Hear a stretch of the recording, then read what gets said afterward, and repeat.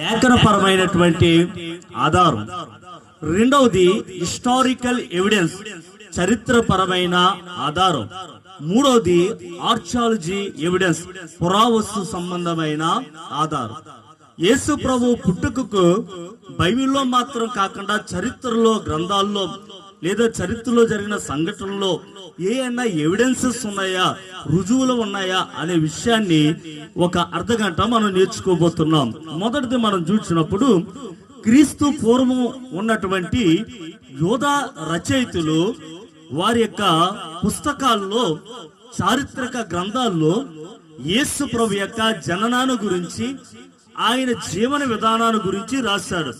Tacitus అనే ఒక వ్యక్తి అతను రాసినటువంటి యానల్ అనే గ్రంథంలో యేసు ప్రభు కొరకు ఈ విధంగా రాశాడు. టిబెరియస్ చక్రవర్తి కాలంలో యేసుక్రీస్తు అనే వ్యక్తి పొంతి పిలాత్ యొక్క అధికారములో శిక్షకు గురయ్యాడు. అతని సోదరుడు యాకోబు అనే విషయాన్ని టాసిటస్ యానల్ అనే తన పుస్తకంలో రాశాడు.